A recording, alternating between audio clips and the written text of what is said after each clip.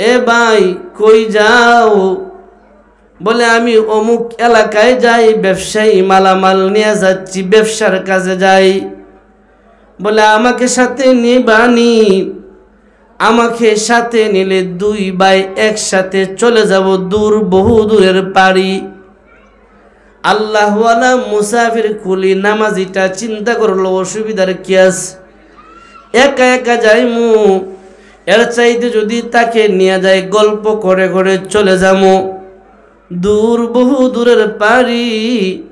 দুইজন যখন রওনা হয়ে গেল, দূর বহু দূর রাস্তা যাওয়ার পরে একটা ত্রিমুখী রাস্তা পাইল, চতুর্মুখী রাস্তা।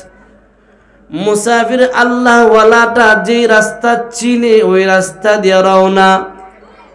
সাথের লোকটাকে ভাই এই রাস্তা যাইও না, এই রাস্তা নিরাপদ না, আমি চিনি শর্ট রাস্তা, বামের রাস্তা ধরো, একদম শর্ট, নিরাপদে দ্রুত চলে যাব। সাধারণ মানুষ আল্লাহওয়ালা কুলি নামাজিটা তারে বিশ্বাস করে নিল, তার কথায় তার পরিচিত রাস্তা দিয়ে রওনা হয়ে গেল। দূর, বহু দূর যাওয়ার পরে দেখে রাস্তা নাই, শুধু জঙ্গল আর জঙ্গল।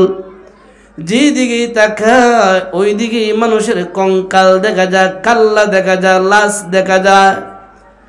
ডাক দেখো ভাই এই কোন রাস্তায় আমার নিয়ে আসছো? মানুষ নাই, শুধু যেদিকেই তাকাই ওই দিকে জঙ্গল আর জঙ্গল, ওই দিকে মানুষ নাই, শুধু জঙ্গল দেখা যায়। বিপদ ভয়ানক রাস্তা, বিষয় কি? আমারে চিনো না? আমি হলাম ছদ্মবেশে একজন ডাকাত, সাধারণ বেশে একজন ডাকাত। সোয়ারি দেখে নামো, মালামাল যা আছে দিয়ে দাও। কি করবে আল্লাহর বান্দা মুসাফির? তার যে মালামাল ছিল সব মালামাল তারে দিয়া দিল। এখন বলে প্রস্তুত হও, তোমার জানেও মাইরা লাইমু। বলে ভাই জানের মালিক তো তুই না, জানের মালিক বলেন তো কে? আমাদের হায়াত মৌতের মালিক একমাত্র কে? বলে আরে ভাই আমার প্রাণের মালিক তুমি না, আমার প্রাণের মালিক আমার আল্লাহ। আমার আল্লাহ যদি তোমার হাতে আমার মরণ না রাখে, শুধু তুমি না দুনিয়ার কেউ আমারে মারা সম্ভব না। আমার আল্লাহ যদি তোমার হাতে মরণ রাখে তাহলে মরতে হবে। বলে এত ফিরালি দেখায় লাভ নাই, তাকায় দেখো শত শত মানুষরে নিজের হাতে মাইরা পালায়া রাখছি, এই পর্যন্ত কেউ আইসা দেখেও নাই, কবরও নেয় নাই। বলে ভাই মারবি, অসুবিধা নাই, আমারে কি 2 রাকাত নামাজ পড়ার সুযোগ দেওয়া যায় না? ও যুবক ভাই, বৃদ্ধ বাবারা, একটা কথা খেয়াল রাখবা, বান্দা যদি বিপদের মাঝে পড়ে যায়, বিপদে পড়ার পরে যদি ধৈর্য ধারণ করে আর নামাজে দাঁড়ায় কয় আল্লাহ তুমি ছাড়া আমাকে উদ্ধার করার কেউ নাই, বুঝেননি ভাষা? বান্দা যদি সেজদায় পড়ে 1 ফোঁটা চোখের পানি ফালায়া কয় আল্লাহ তুমি ছাড়া আমারে উদ্ধার করার মতন কেউ নাই। আল্লাহ বলে বান্দা তুমি যখন বলবা আমি আল্লাহ ছাড়া উদ্ধার করার মতন কেউ নাই, আমি আল্লাহ ওয়াদা দিলাম কুদরতি সাহায্যে তোমারে বিপদ থেকে রক্ষা করব আমি আল্লাহ। আল্লাহর বান্দাটা নামাজে দাঁড়ায়া কায়দা দিছে আলহামদুলিল্লাহি রাব্বিল আলামিন, সূরাটা তেলাওয়াত কইরা দাঁড়ায় রইল। কি পড়বে কিছুই মাথায় ঢুকতেছে না। বিপদ পড়লে জানা কথাটাও মুখ দিয়া বাহির হয় না। কথা আছে সুর গেলে বুদ্ধি বার হয়। এতক্ষণ বুদ্ধি আসিন কই, মাথাতে আসিন, বুদ্ধি পাইছি না।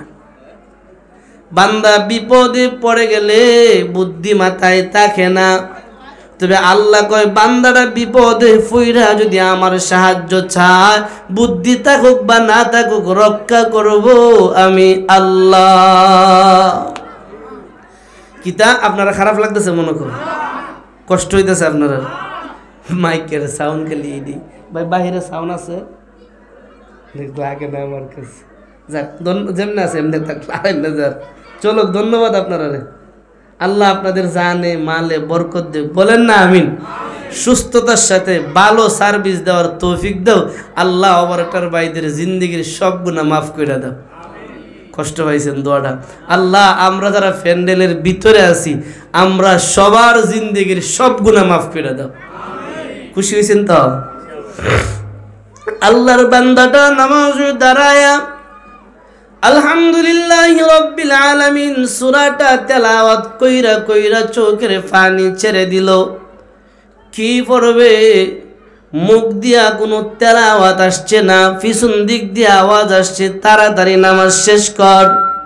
ভাই ডাকটা দেয় না যে, এই ডাকটা কমে, তাড়াতাড়ি নামাজ শেষ কর, কারণ তোর আগে যারা আইছে ওরাও নামাজ পড়ছে, নামাজে রক্ষা করে নাই। তাড়াতাড়ি নামাজ শেষ কর, তোরে মাইরা লাইমু, আমি মালামাল লইয়া ফালাইমু, সময় কম। আল্লাহর বান্দাটা কি তেলাওয়াত করবে তার মুখ দিয়া বাহির হয় না। হঠাৎ করে তার মুখ দিয়া বাহির হয়ে গেল আম্মাই জিবুল মুদতররা ইযা দা। আয়াতটা তার মুখ দিয়া বাহির করাইলো আমার আল্লাহ। আয়াতটা বাহির হওয়ার পরে তেলাওয়াত কইরা রুকুতে গেল। তার কানের মাঝে আওয়াজ আসতেছে, কে যেন তার পিছনের ডাকাতটারে মাইরা লাইতেছে। কন্যা সুবহানাল্লাহ। তার কানের মাঝে আওয়াজ, কে যেন পিছনের ডাকাতরে মারে। সে দ্রুত গতিতে নামাজটা শেষ কইরা তাকায় দেখে ডাকাতরে মাইরা কে যেন দৌড়ে চলে যাচ্ছে। বিশাল জঙ্গলের মাঝে আল্লাহ ছাড়া কেউ নাই। নামাজে দাঁড়াইলাম, কোথায় থেকে আসলো, তারে মারলো, আবার চলেও যা। সালামটা ফিরায়া যখন দেখে চলে যাচ্ছে, ডাক দিয়া কয়, মুসাফির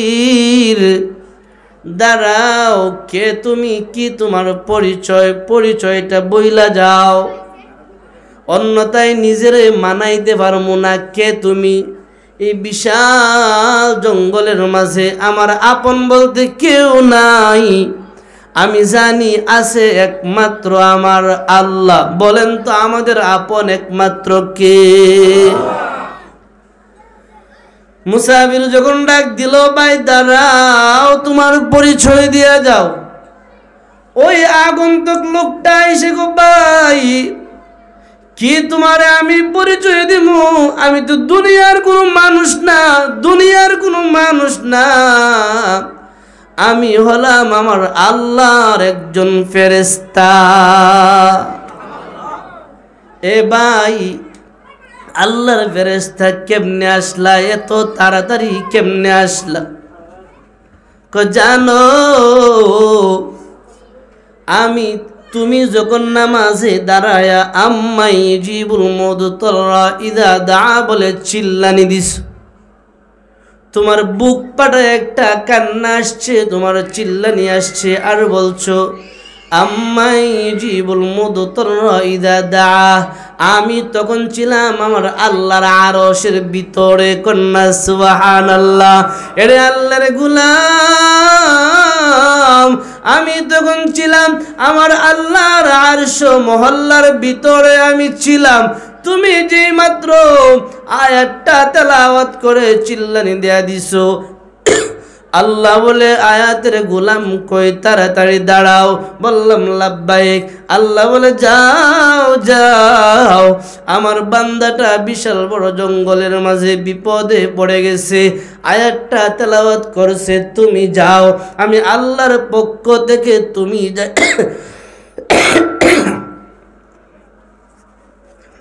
আমি আল্লাহর পক্ষ থেকে তুমি যাইয়া ডাকাতটাকে মাইরা বালাও। সুবহানাল্লাহ।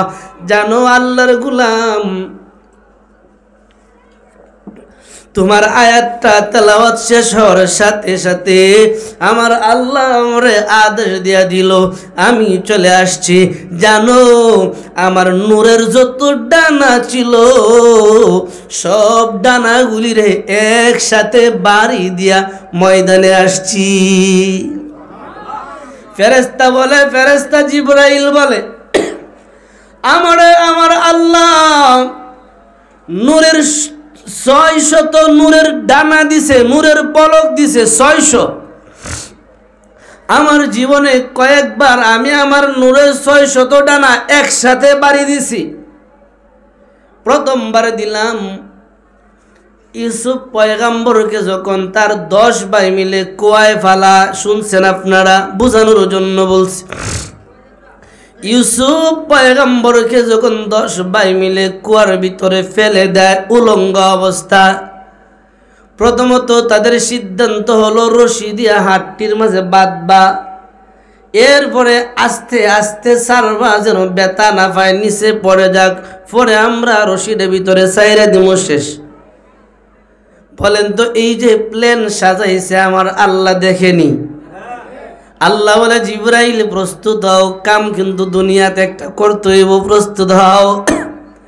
হঠাৎ করে এক ভাই না না, ইউসুফ পয়গম্বর কুয়ার ভিতরে ঢুকাইয়া কয়, রশি আস্তে আস্তে ছাড়লে চলবে না, রশিটা কাইটা দাও।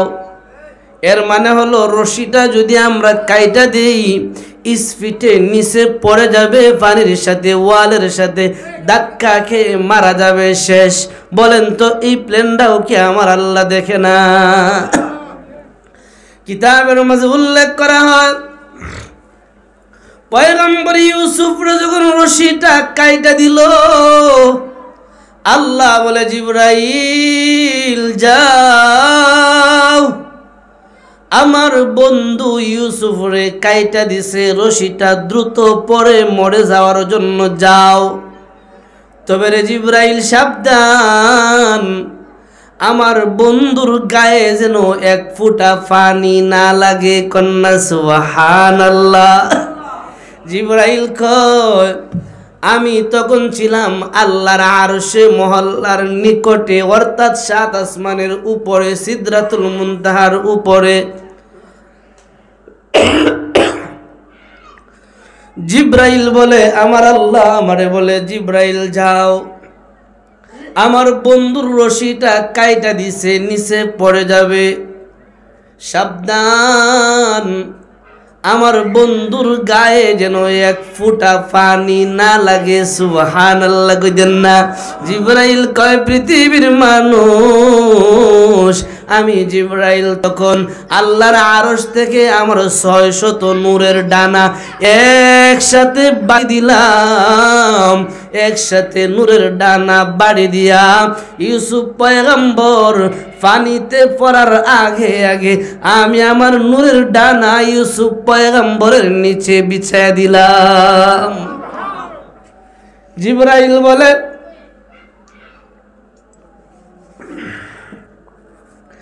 পয়গম্বর ইউসুফ রশি কাইটা দিছে, নিচে পড়ে যাবে, শেষ। কিন্তু আমি তখন ছিলাম আল্লাহর আরশের নিকটে, এত উপরে ছিলাম। আল্লাহ বলে, জিবরাইল আমার বন্ধুর রশি কাইটা দিল, দ্রুত যাও, দ্রুত যাও। আমি আমার নূরের 600 ডানা একসাথে বাড়ি দিলাম, ইউসুফ পয়গম্বরের গায়ে 1 ফোঁটা পানিও লাগে নাই। ইউসুফ পয়গম্বর পানিতে পড়ার আগে আগে আমি জিবরাইল হাতটা নিচে দইরা সামনে দাঁড়ায় গেলাম। ইউসুফ পয়গম্বর শুধু না, আমরা জানি ইসমাইল আলাইহিস সালাতু ওয়াস সালামরা যখন গলায় ছুরি চালানো হলো,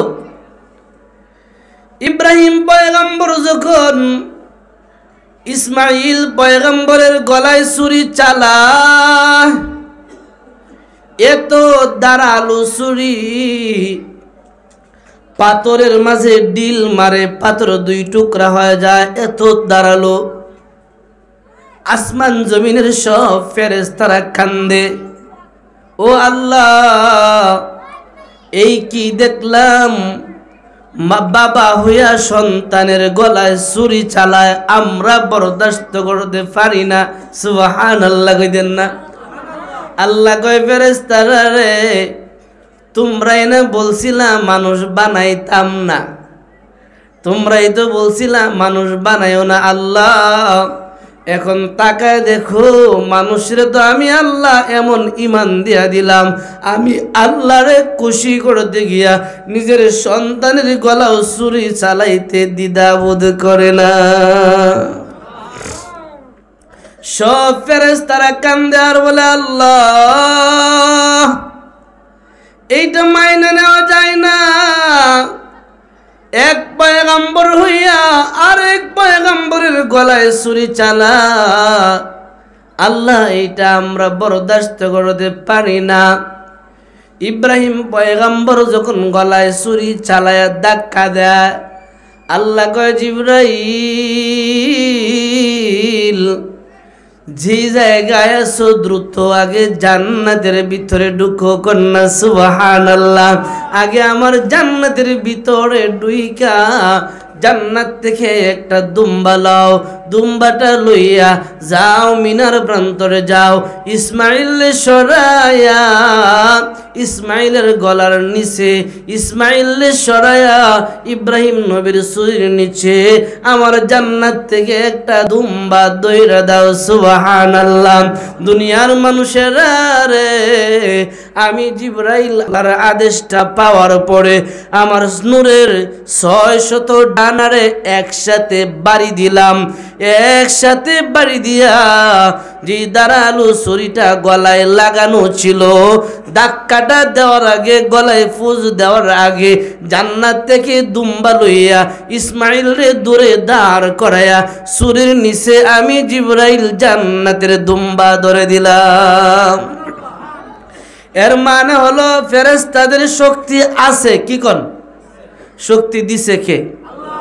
ওই আগন্তুক ফেরেশতা ডাক দিয়ে গো মুসাফির, তুমি যে মাত্র বলছো আল্লাহ তুমি সারাই চটিয়াল ময়দানের মাঝে, বিশাল জঙ্গলের মাঝে আমারে বাঁচানোর মতন কেউ নাই, আল্লাহ তুমি পারো আমারে বাঁচাইতা। তুমি যখন বলছো আম্মাই জিবুল মুদতারা ইদা দা, তোমার ডাকটা শোনার সাথে সাথে আমারে আমার আল্লাহ পাঠায়া দিছে। আমি আমার নূরের যত ডানা ছিল একসাথে বাড়ি দিলাম, দ্রুত গতিতে ময়দানে আসলাম। তোমার নামাজ শেষ হওয়ার আগে তার হাতের অস্ত্রটা আমি কাইরা নিলাম, তার অস্ত্র দিয়া তারে মাইরা লাইলাম। তুমি যে আল্লাহর উপরে ভরসা করছো, ওই আল্লাহ তোমারে বাঁচায়া দিছে।